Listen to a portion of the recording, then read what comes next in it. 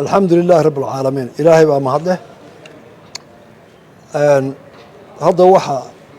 نوصل الماضي وقضايا الشغلية إن بدنا كربا أن شركوا لهين شرك جود أو جورتي iyo wakiilada iyo hay'adaha amniga oo dhan iyo wasiirada qaybta hawsha qaabilsan iyo dad kale oo badan oo waxgarada oo arrimaha laascaanood u dhum daloola waxaan ka shiray dhibaatada ka jirta ka taagan wali laascaanood si loo xareeyo waxaan nusra garanay in Somaliland ay ku filan tahay hawlaheeda oo xal karta arrinta haddaba arrintaas si loo galo wixii gunaad ka soo baxay waxa ugu horeysa dhammaan halkan aanu taaganahay oo mar labaadna aan u direynaa tacsi dadkii ku dhintay mudaaharaadayaasi ee shicibka ahaa oo si kadisa oo laba filaana arrintaas Somaliland uga dhacday aad iyo aad baan uga xunahay daan madaxdii qaranka nahay waanu ka tacsiyeynaa annagoo qaranka wakiila ehelkii iyo qoysaskii geeraas ku timid Somaliland oo dhammaan way la qaybsanaysaa xanuunka iyo dhibaatada arrintaana haddii alla yiraahdo marka ay nabadda dejino waa laga hawlgelaya sida wax u dhaceen waa laga hawlgeli doonaa kow tacsida kadib iyo dhibaatada aan loo qaybsanayno horena aan u sheegay haddana aan ku celinayno dadka adduunyada oo dhan markay dhibaato dhacdo ee dadku iska hor yimaado ama ciidanka iyo mudaaharaad ha ahaadeen ama dad kaleba ha ahaadeen waxaa jira siyaalo loo xallilo mashaakilka oo loo joojiyo inaan dhigi dambo intaa ka badan daadan wixii dhibaatada keenay laga wada hadlo oo la xalliyo sidaa darteed maanta waxa noo yaalla waxa weeye aan ku hawlgalaynaa in nabad magaalada laascaanood dad ku degaan laga wada shaqeeyo annagoo arrintaana qaybteeda ugu weyn kala shaqaynayna waxgaradka iyo haldoorka iyo dadka degan laascaanood madax dhaqameedkooda siyaasigooda caalimkooda sheekha ah dhalinyaradooda haweenkooda taasi waa ta koobaad marka nabadda la xalilo ee deganaanshaha ay isku filaato ay magaalada furanto ee dadku hawl galaan ciidamaduna way ka baxayaan ciidamadu uma joogaan inay dadka caburiyaan iyo inay dadkooda dhibaan midna waa kuwii daafacayay mudaaharaadka dadka mudaaharaadka ee ka xumaaday geeridii allahu naxariistay ninkii dhintay ee argagixisada dishay waxa u soo raacay 4 col oo kale oo Somaliland dagaalamaya oo kow ay ka tahay argagixiso inta la hayo ee maxkamadu hayaan ilaa 2009 ilaa maanta laascaanood dadka lagu dilay waa 40 qof 40 qof waxa la hayaa oo kiiskooda la hayaa 230 sideedna waa fakad bay ku maqan yihiin 230 waxa xukuman oo la xukumay 3 oo jeerasha ku jira 7 waxa socda kiiskoodii sideedna fakad bay ku maqan yihiin labana maxkamadu way sii daayeen markaan si kala eegno 24 ayaa ah mas'uuliyiin qaran dadka la dilay oo u badan maxkamadaha xeer ilaaliyaha iyo qaybaha amniga ee ciidanka waxa laga ka dheer laba gudoomiye xisbi gudoomiyihii gobolka Sool ee xisbiga kulmiye iyo gudoomiyihii xisbiga wadani ee gobolka Sool oo kii u dambeeyay 24 kaasi waa mas'uuliyiin qaran 16 waa shacab lagu dilayay waxay taageersan dowladda Somaliland hase yeeshee dadkii dambiyaha geystay oo qaarna xabsiga ay jiraan intii kala la hayo waxay yihiin oo la aqoonsan yahay oo la raadinayo waxay shacbiga ku abaabuleen oy ka dhaadhiciyeen in ay Somaliland laysay dadka taasina waa cadowgii ku dilay oo haddana dowladdaadii ku dirayay iyo dadkaagii markaas ilaa 2009 ilaa maanta dambiyaasha dhacay waa intaa saasaani dowladda uga howlgashay sidaa darteed waxaan leeyahay shacbiga oonu fariintaa u diraynaa nabadii magaaladana soo celiya ciidamaduna idinka iyo nabadiinu bay ilaalinayaana way ka baxayaan wixii dheeraada maxaa ciidamada loo keenay cabsi baa la dareemay magaalada in dagaal laga dhex rido waxaa hadlay siyaasiyiin baarlamaanka Kenya ka mid ah oo Faarax Macalin kow ka yahay oo yidhi hala dagaalamo Faarax Macalin wuxuu ahaa ninka isagoo xildhibaan ah oo guddoomiye ku-xigeenka shirguddoonka baarlamaanka Kenya ah halkan yimid ee laascaanood tegey ee ku dhiirinay laascaanood inay ka mid ahaato Somaliland wuxuu ahaa ninka tegey laascaanood ee 10 arday ka soo kaxeeyey iyo carruurtiisii qaar ee jaamacadda Camuud geeyey ay wax ku barteen wuxuu ahaa ninka mar walba la taagay qadiyadda Somaliland si wax loo xalinayo ugu doodayay inay ku fadhido mid sharciya dadka siyaasadda midabeeya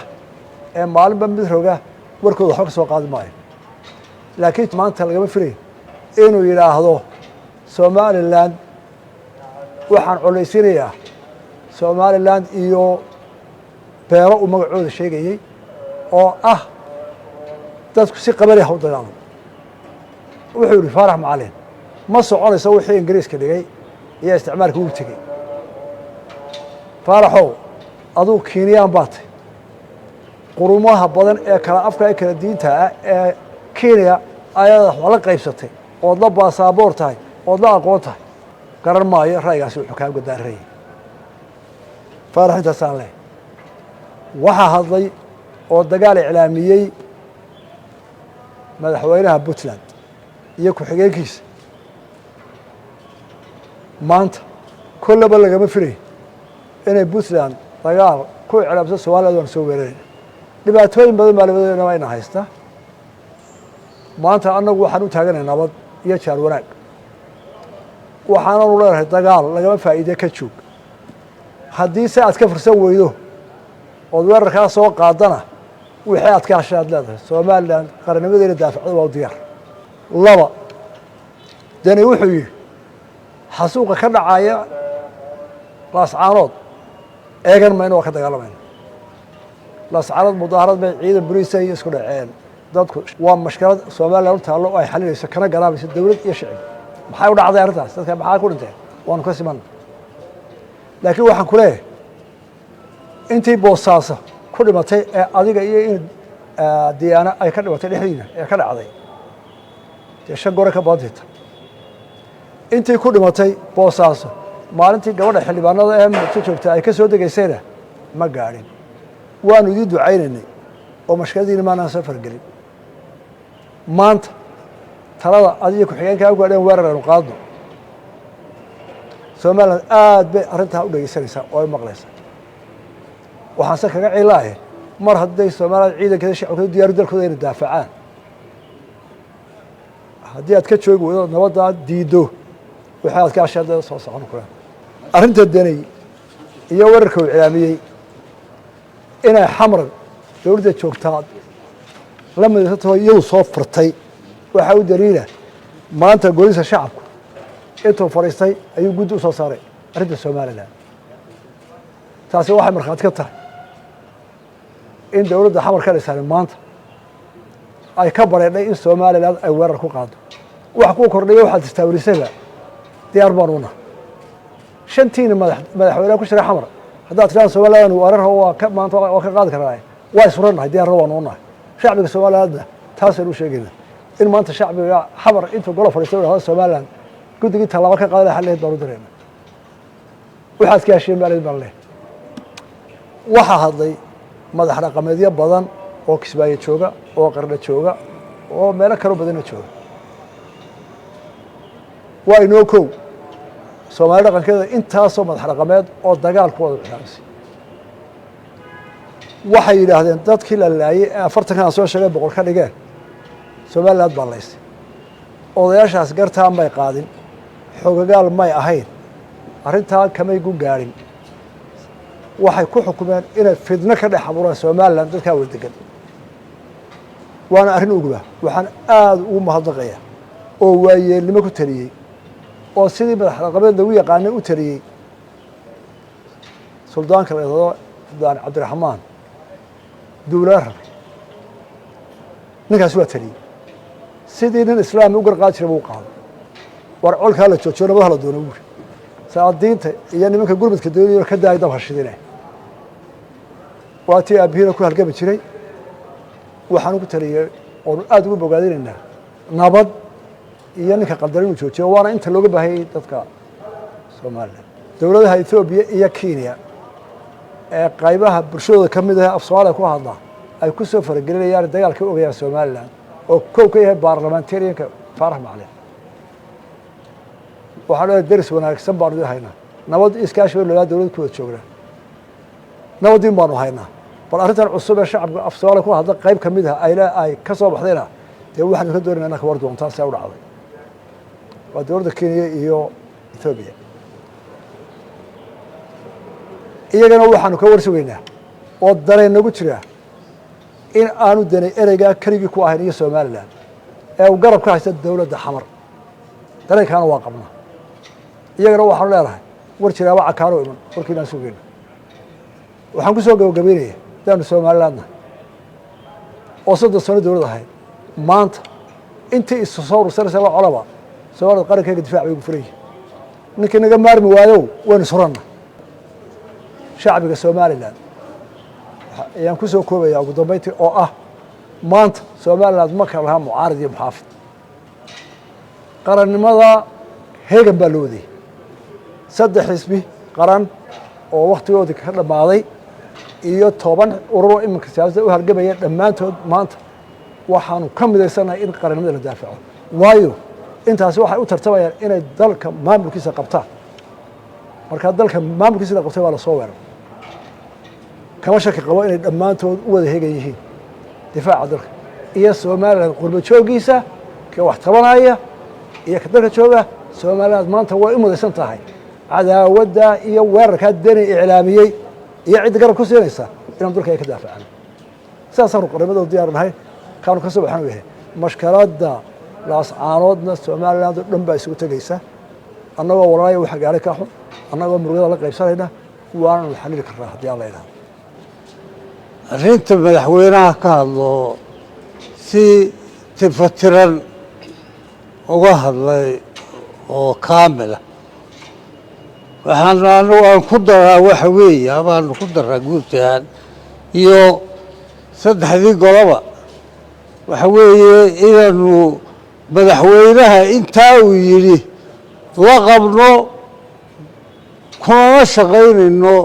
dadweynahana ka codsanayno inay sidaa u arkaan in dowladoodu jirto oo u talinayso danaheeda inay ka talinayso inay sidaa u arkaan